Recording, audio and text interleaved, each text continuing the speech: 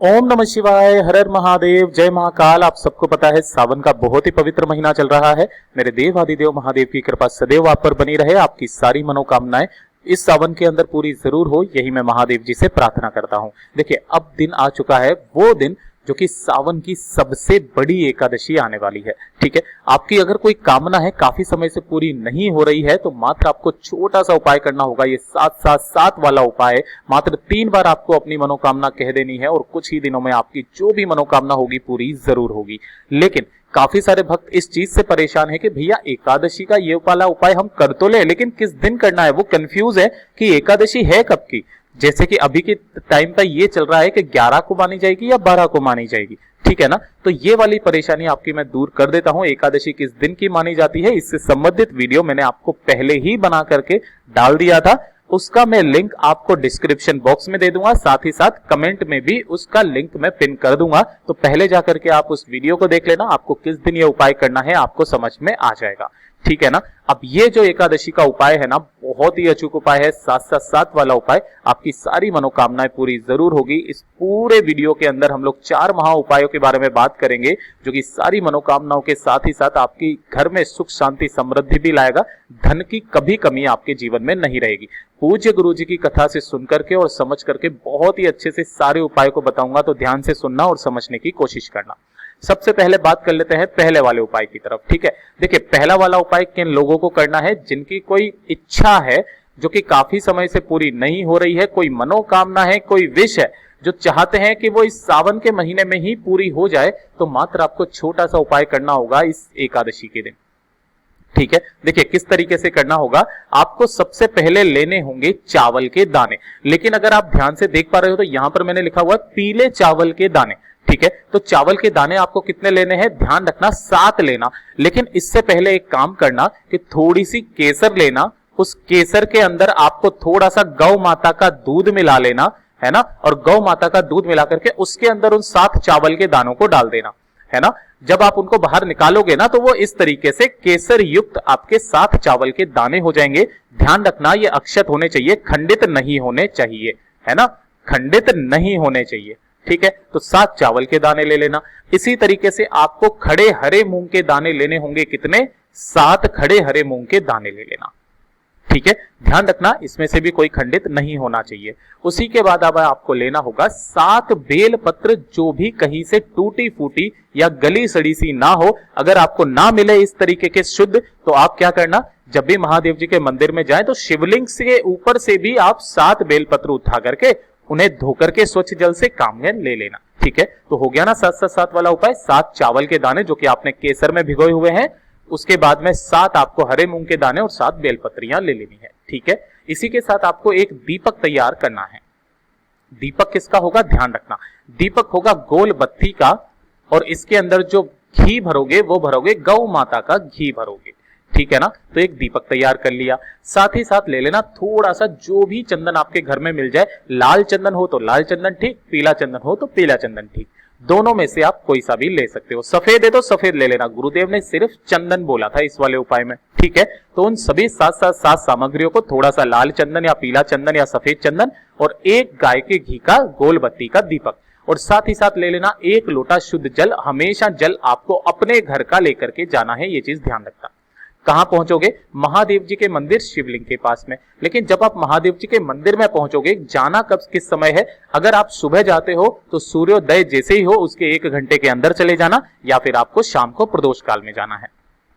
ठीक है, जैसे ही आप महादेव जी के मंदिर में पहुंचोगे तो यहां सबसे पहले देखने के लिए मिलेगी महादेव जी की चौखट, है ना। तो चौखट पर जाकर के आपने जो दीपक तैयार किया है उस दीपक को सबसे पहले यहां पर प्रज्वलित करना।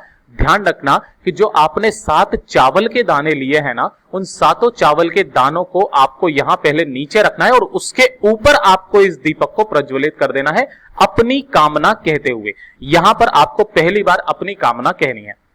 ठीक है, ये कर दोगे। उसके जस्ट बाद में आपको आना होगा नंदी बाबा के पास, जो कि बाहर की तरफ में महादेव जी की रक्षा करते हैं। ठीक है ना, तो जैसे ही आप नंदी बाबा के पास में पहुंचोगे तो नंदी बाबा का ये उठा वाला पैर है ना, इस वाले उठे वाले पेड़ के पास में आपको 7 हरे मूंग के दाने यहां पर रखने हैं, है ना। हरे मूंग के दाने जो है वो यहां पर रखना, अपनी कामना कहते हुए। तो दूसरी बार आपने अपनी कामना यहां पर कहनी है। उसके बाद में आप जाओगे कहां पर, महादेव जी के मंदिर शिवलिंग के पास, ठीक है। उत्तर दिशा यानी कि नॉर्थ डायरेक्शन की तरफ मुंह करके खड़े हो जाना।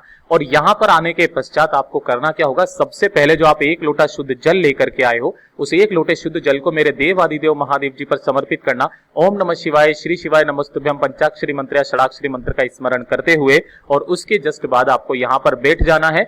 अपने हाथ में उन सभी 7 बेल पत्रियों को लेना है यहां पर, और उन सभी बेल पत्रियों पर हो सके तो एक एक चंदन की बिंदी जरूर लगा देना, है ना। जो भी आपने चंदन लिया है ना, उस चंदन की बिंदी एक एक सभी पत्तियों पर आपको इस तरीके से लगानी है, और सभी को इस तरीके से पकड़ना कि सभी की डंडियां एक तरफ में रहे, बड़ी वाली पत्ती एक तरफ में रहे। सभी को यहां से पकड़ना एक साथ अपने दाहिने हाथ से, और सबसे पहले आपको समर्पित करना होगा कहां पर, माता अशोक सुंदरी के स्थान पर, यहां पर उल्टा समर्पित करना। ध्यान रखे कि जो बेलपत्री की डंडी हो वो जलाधारी की तरफ, बड़ी वाली पत्ती जो रहेगी वो रहेगी महादेव जी की शिवलिंग की तरफ। सातों की सातों बेलपत्रियों को यहां पर पकड़े हुए, छूते हुए, तीसरी बार जो आपको मनोकामना कहनी है यहां पर कहना, माता से विनती करना, और इन सभी बेलपत्रियों को उठा करके महादेव जी की शिवलिंग पर ऐसा का ऐसा ही समर्पित कर देना कि सभी की डंडियां जलाधारी के तरफ में रहे, बड़ी वाली पत्ती इस दिशा में रहे। यहां पर आपको समर्पित कर देना है। 2 मिनट यहां पर बैठ करके अपना नाम और गोत्र बोलना, अपनी कामना कहना, और कामना कहने के पश्चात में वहां पर जो भी आपको मंत्र आता है, ओम नमः शिवाय, श्री शिवाय नमस्तुभ्यम का 2 मिनट मंत्र मेरे देवादिदेव महादेव जी का स्मरण करना, और वापिस अपने घर की तरफ चले आना। जो भी व्यक्ति एकादशी के दिन इस खास उपाय को कर लेता है ना, उसकी सारी मनोकामनाएं, सारी विश बहुत ही जल्दी पूरी हो जाती है। सावन के महीने में ही पूरी जरूर होती है। ये तो हो गया पहला उपाय। अब बात कर लेते हैं दूसरे वाले उपाय की तरफ, ठीक है। देखिए, दूसरा वाला उपाय किन लोगों को करना है कि अगर आपके घर में धन कहीं से आ ही नहीं रहा है, गरीबी जन्मों जन्मांतर की जा ही नहीं रही है, हमेशा धन की किल्लत अगर आपके परिवार में रहती है, कर्जा बहुत ज्यादा रहता है, माता लक्ष्मी जी आपके घर में प्रवेश नहीं करती है, तो एकादशी के दिन इस वाले उपाय को करना स्टार्ट कर दीजिए, ठीक है। जो भी एकादशी आ जाए उस दिन आप इस वाले उपाय को जरूर करना। करना क्या होगा, आपको इस तरीके से एक दीपक तैयार करना होगा। कितने दीपक? मात्र 1 दीपक। किसका? गौ माता का घी का दीपक आपको तैयार करना होगा। बत्ती लगाना गोल, ठीक है। इस एक दीपक को लेकर के प्रदोष काल में पहुंच जाना कहां पर, बेलपत्र के पेड़ के पास में। और बेलपत्र के पेड़ के पास में पहुंच करके यहां पर आपको भगवान जी का कौन सा नाम, ये चीज ध्यान रखना, हरिहर महादेव जी के नाम से। किनके नाम से? हरिहर महादेव जी के नाम से आपको समर्पित करना होगा। यहां पर उस दीपक को प्रज्वलित कर देना होगा। अगर आप कमाल की बात देखें तो हरि मतलब श्री हरि विष्णु, जिनके नाम से एकादशी होती है, और सावन का महीना है, मेरे देव आदिदेव महादेव जी का महीना है हर, है ना, जो कि सावन के महीने में पूरी सृष्टि का भार महादेव जी के पास में होता है। इस नाम से एक दीपक यहां पर प्रज्वलित जो व्यक्ति कर देता है, धन की सारी समस्याएं तो खत्म होती है, लेकिन इसी के साथ आपको एक काम जरूर करना है। जब आप यहां पर दीपक प्रज्वलित कर दें, अपनी कामना बोल दें। कामना बोल देने के पश्चात उस बेलपत्र के पेड़ के नीचे की जो भी मिट्टी है ना, उस मिट्टी को आपको उठा करके लाना है, और अपने घर में कोने कोने में आपको उस मिट्टी को छिड़क देना है, हर एक कमरे में, हर एक कोने में। लेकिन ध्यान रखना, शौचालय और बाथरूम को छोड़ करके आपके घर के कोने कोनों में उस मिट्टी को छिड़क देना। जो व्यक्ति एक सभी एकादशी के दिन इस उपाय को कर लेता है ना, जीवन में कभी भी उसके धन की कमी नहीं रहती है। ये हो गया दूसरा उपाय। अब बात कर लेते हैं तीसरे वाले उपाय की तरफ कि अगर आपके जीवन में कष्ट बहुत ज्यादा है, कोई ना कोई आपके परिवार में समस्या बनी हुई है, कुछ ना कुछ समस्या, चाहे कोई बीमार पड़ जाता है, कुछ मशीन खराब हो जाती है जिसमें पैसा जा रहा है, या फिर कोई भी एक दूसरे से बात अच्छे से नहीं कर रहा है, घर में कलेश बना हुआ है, काफी सारे समय की कष्ट जो है आपके परिवार में अगर है, तो ये एकादशी का सबसे अचूक उपाय जो कि आपके सारे कष्टों को दूर कर देगा ना, ये मेरा सबसे फेवरेट उपाय है। देखिएगा ध्यान से कैसे करना होगा। आपको लेना होगा इस तरीके से गंगा जल, ठीक है ना।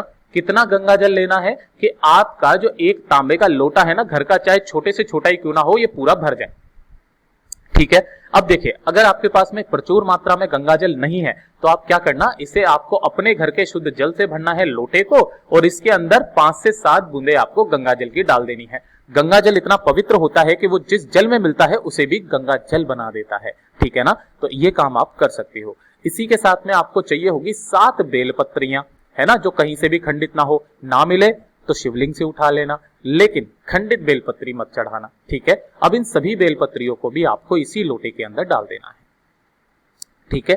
7 बेलपत्री वाला ये वाला गंगा जल आपको लेकर के पहुंचना होगा मेरे देव आदिदेव महादेव जी के शिवलिंग के पास में। सुबह जाना चाहो सुबह चले जाओ, शाम को जाना चाहो शाम को चले जाओ, लेकिन जैसे ही आप वहां पर पहुंचोगे सबसे पहले आपको दर्शन होंगे किसके? नंदी बाबा के, ठीक है ना। तो नंदी बाबा का जो ये उठा वाला पेड़ है ना, इस उठे वाले पेड़ पर आपको वो जल इस तरीके से सबसे पहले समर्पित करना है कि बेलपत्री यहां पर एक भी गिरनी नहीं चाहिए। धीरे धीरे स्लो मोशन में आपको पूरा जल जो उसके अंदर का है वो यहां पर समर्पित कर देना। कर दिया समर्पित। समर्पित कर देने के पश्चात उसमें जो भी बेलपत्रियां बची है उन सभी बेलपत्रियों को एक एक करके मेरे देव आदिदेव महादेव जी की शिवलिंग पर जो भी व्यक्ति अपनी कामना कहते हुए यहां पर समर्पित कर देता है ना, ध्यान रखना हर एक बार पत्ती का जो मुख रहेगा वो आपकी तरफ रहेगा, डंडी रहेगी विपरीत दिशा में। पूरी सातों की सातों बेलपत्रियां यहां समर्पित कर देना। आपकी सारी कामनाएं, जीवन के सारे कष्ट दुख दर्द इसी एकादशी पे खत्म जरूर हो जाएंगे। पूज्य गुरु जी के ये सभी उपाय बहुत ही ज्यादा खास अचूक है, जरूर कीजिएगा। वीडियो पसंद आए तो लाइक जरूर करना, साथ ही साथ चैनल को सब्सक्राइब जरूर कीजिएगा।